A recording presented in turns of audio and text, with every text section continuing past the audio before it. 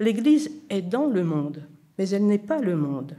Il ne lui appartient pas, sauf à se méprendre sur sa nature et sur sa vocation, à défendre le point de vue du monde qui est presque immanquablement un point de vue de séparation. L'Église, en tant que corps du Christ, doit porter une parole qui invite ceux qui en sont membres, comme ceux qui n'en sont pas, à toujours soutenir le point de vue de l'humanité contre tout ce qui tend à un fractionnement et à un repli sur soi. Citoyenneté, État-nation, mais aussi organisations internationales qui ne sont rien d'autre que des extensions plus ou moins déguisées des États-nations. L'Église n'a pas vocation à soutenir les États dans leurs efforts de guerre ou d'armement, mais dans leurs sincères efforts de paix. Il ne lui appartient pas de distribuer des bons points, mais d'œuvrer inlassablement à créer au niveau individuel comme au niveau collectif des occasions de réconciliation entre les belligérants. En outre, là où la guerre peut sembler aimable ou un mal acceptable pour certains, l'Église doit témoigner contre l'horreur de la guerre. Elle ne doit pas aider à la justifier, mais elle doit contribuer à la dénoncer. Dans les pas toujours actuels de Karl Barth sur ce point, il convient de réaliser d'une part et de faire prendre conscience d'autre part que l'éthique chrétienne doit avant tout éprouver et faire ressortir aux autres la version de la guerre, la distance qu'il faut garder et maintenir vis-à-vis d'elle. Pour reprendre une expression catholique, cette fois-ci, chaque chrétien doit pouvoir dénoncer le mal de la guerre sans tomber dans le mal de la violence. Au nom du 6e commandement, il est nécessaire de découvrir des alternatives non violentes à la guerre, et ce sans tenir pour allant de soi que la non-violence ne serait pas une doctrine chrétienne.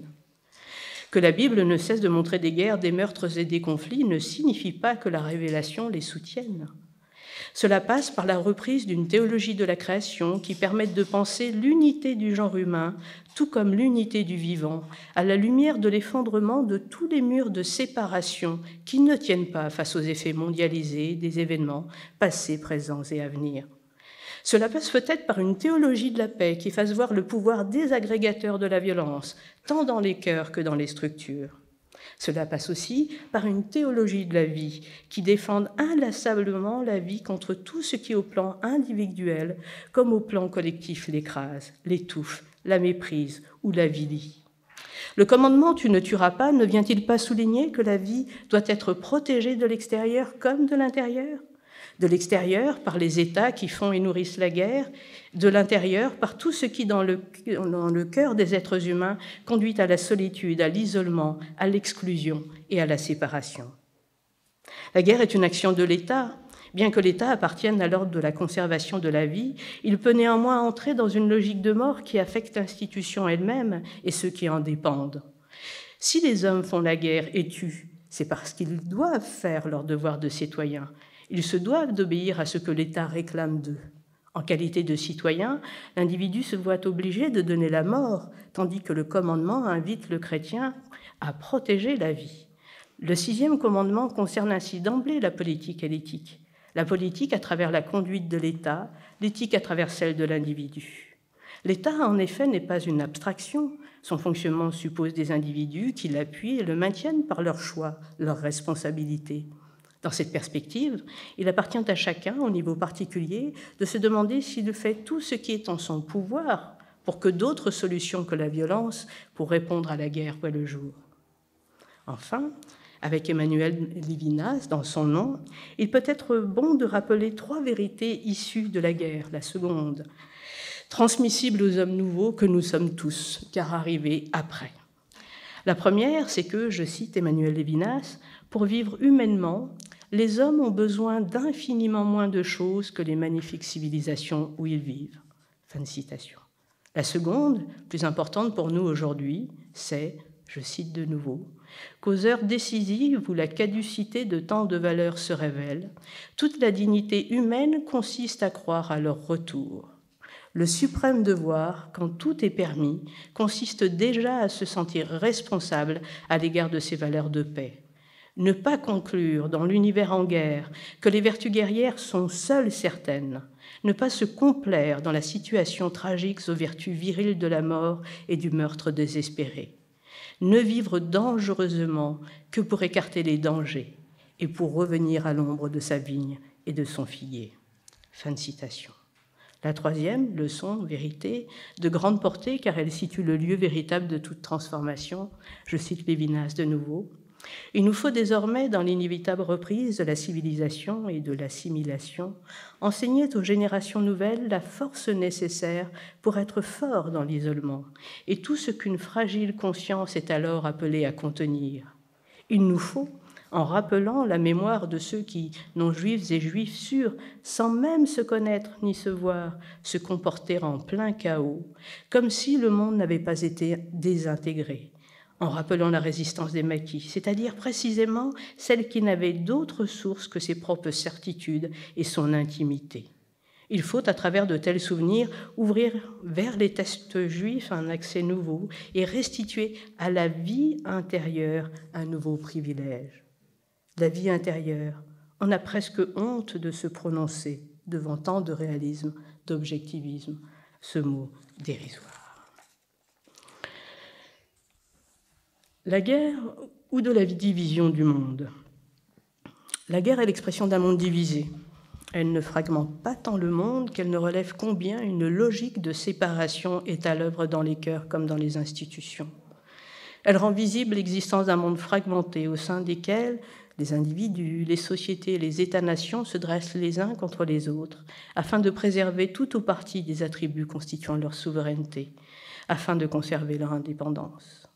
Les individus se pensent propriétaires d'eux-mêmes, séparés des autres, tels des parcelles de terrain, et ils luttent pour cette raison même pour conserver tout ce qui leur appartient en propre. Vie, biens, valeurs, conception du monde.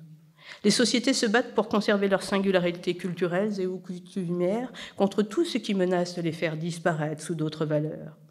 Les États-nations défendent leur territoire, leurs frontières, leur mode d'organisation de la société et leur mode d'exercice du pouvoir contre les empiètements, les menaces ou tout simplement les exactions que les autres font peser sur eux. Chacun, individu, société, État-nation, se vit, en dépit de la réfutation de plus en plus cinglante, apportée chaque jour à cette croyance, comme s'il était séparé des autres, et comme si cette séparation exigeait, pour être maintenue, de se défendre, y compris par la force, contre tout ce qui reviendrait à la mettre en cause. Ainsi, parce que si le monde, tel que les humains se le représentent, est avant tout division, séparation, fragmentation, indépendance, autonomie, il faut effectivement se défendre contre les attaques hostiles et violentes des autres hommes, des autres sociétés, des autres États-nations. Dans cette perspective, les armes sont l'un des moyens, peut-être le plus ancien, pour empêcher l'extension indue d'une domination par laquelle l'autre recherche à exercer son pouvoir. Dans un monde où la politique est comprise comme un pouvoir sûr, davantage que comme un pouvoir avec, un pouvoir entre ou un pouvoir en commun, la seule réplique légitime à la violence prédatrice semble être une contre-violence défensive. La violence comme moyen pour empêcher la violence tend ainsi à légitimer la violence comme un moyen acceptable dans certaines conditions pour empêcher une violence plus grande.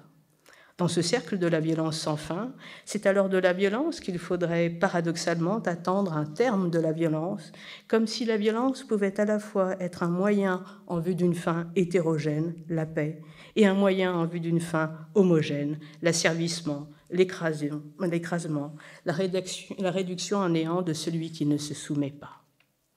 Mal nécessaire dans un cas, mal absolu dans l'autre, la guerre justifie cependant la mort donnée, comme la mort reçue. Dans la guerre, en effet, l'autre est vu avant tout comme un ennemi, un adversaire qu'il est légitime de liquider ses besoins, si besoin. C'est ce statut d'antagoniste qui autorise sa mise à mort en service commandé.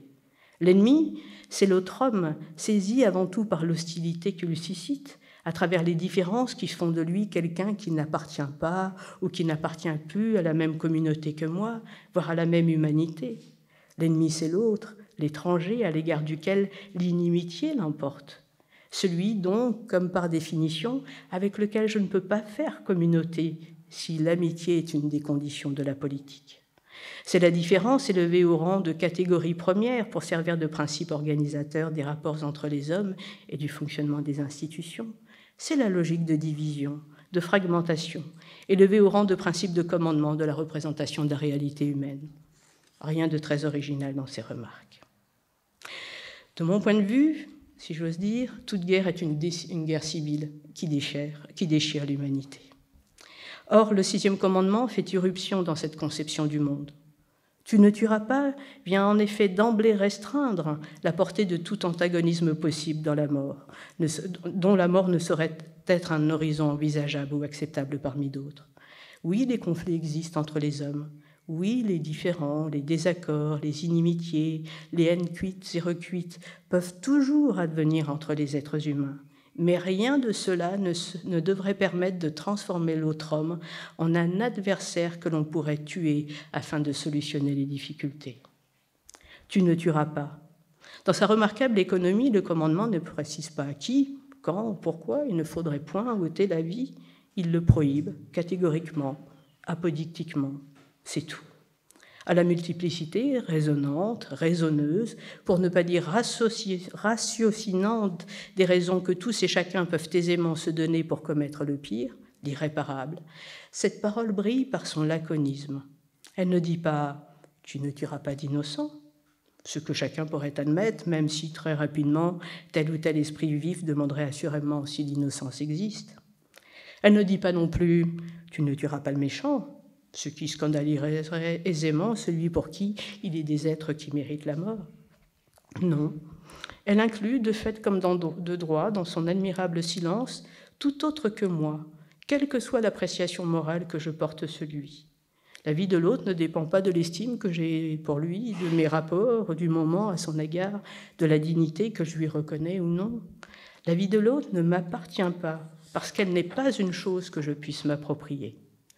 À ce titre, le 6e commandement m'interdit de m'arroger un pouvoir sur autrui que je ne détiens pas. Bien sûr, il ne s'agit pas d'un pouvoir physique, tributaire de la force qui me rend capable de mettre à mort quelqu'un ou pas. Une telle puissance est dans les possibilités de chacun. Mais il s'agit d'un interdit spirituel. Créature, dans un ordre de création, en tant que créature divine, ce à quoi je suis appelée par vocation, c'est à protéger la vie, à la donner, à la faire croître, à la faire fructifier, non à la retrancher. Premier de la seconde table, le 6e commandement fait symboliquement face au premier. Tu n'auras pas d'autre Dieu que moi devant moi. L'homme, ne lui en déplaise, n'est pas un Dieu pour l'homme. Seul Dieu peut reprendre ce qu'il a donné. À l'homme, il appartient de recevoir la vie, non de la prendre. À chacun son rôle. Dans un monde compris comme création, ce qui doit diriger mon action vis-à-vis d'autrui, c'est la provenance commune, profonde, inaliénable, non les péripéties qui, comme dans une pièce de théâtre, transforment au gré des apparences l'apparition des différents acteurs. Au fond, c'est une fausse question de savoir si cette parole ne concerne que l'éthique ou si elle peut s'étendre à la sphère politique. Car penser ainsi, c'est d'emblée penser dans le cadre de catégories séculaires, mondaines, marquées toujours déjà par la séparation. Entendue comme une parole qui vient de Dieu, qui fait vivre, du Dieu qui intervient et libère de toutes les servitudes qui guettent le séjour de celui qui réside en Égypte. Tu ne tueras pas est un commandement inséparable d'une théologie de la création, d'une économie de la rédemption des hommes et des institutions. Et lorsque Jésus, dans le Sermon sur la montagne, invite à l'amour des ennemis, c'est vers une manière nouvelle d'être au monde qui fait signe, vers une manière d'être au monde comme réconcilié. Bien sûr, cela demande un petit effort d'imagination théologique. Il faut, s'élevant à hauteur de fils de Dieu, voir que si tous les hommes peuvent désormais appeler Dieu Abba, Père, alors l'inimitié peut toujours être une possibilité, pour être toujours une possibilité, n'en demeure pas moins toujours seconde et secondaire, car ce qui se tient au principe véritable des relations humaines, c'est une appartenance originaire, c'est une commune provenance dans l'acte créateur de Dieu. Choisir la guerre, l'encourager, l'alimenter, c'est justifier d'une manière ou d'une autre un régime de séparation qui ne correspond pas à l'économie divine de la création. C'est au nom d'une conception de l'État dont l'essence supposerait l'emploi nécessaire de la force, se boucher les oreilles et se détourner de cette parole du Dieu qui, avant tout, protège la vie. Or, comme le rappelle avec force Karl Barth, je cite, « La tâche normale de l'État, qu'il accomplit d'ailleurs aussi en temps de guerre, consiste à l'intérieur comme à l'extérieur, non pas à détruire la vie humaine, mais à la conserver et à lui permettre de s'épanouir. C'est là ce que l'éthique chrétienne doit affirmer en tout premier lieu, et sans relâche. J'adhère à la plus grande partie de ce que vous avez dit, mais ce que vous dites me fait poser d'autres questions qu'on m'a posées tout au long de ma vie quand je parle disons, quand je critique la guerre ou je parle de la non-violence. Pourquoi donc l'Église semble si loin de ce discours, de cette pratique, et alors l'histoire montre qu'on n'arrive pas à éviter la guerre. Qu'est-ce qu'on fait quand ça arrive? Est-ce qu'on est capable de lutter contre? L'un des professeurs avec lesquels j'étudiais aux États-Unis dans une faculté mennonite était venu en Europe après la Deuxième Guerre mondiale et a fait un doctorat à Bâle à l'époque de Karl Barth. Et Karl Barth l'a beaucoup influencé. Mais ce même professeur était en dialogue avec le Conseil œcuménique en train de naître, disons juste après la Deuxième Guerre mondiale, et il a raconté un jour, mais j'ai posé la question à Karl Barth, quelle serait une guerre justifiable à votre avis? Et sa réponse, si la Suisse était attaquée.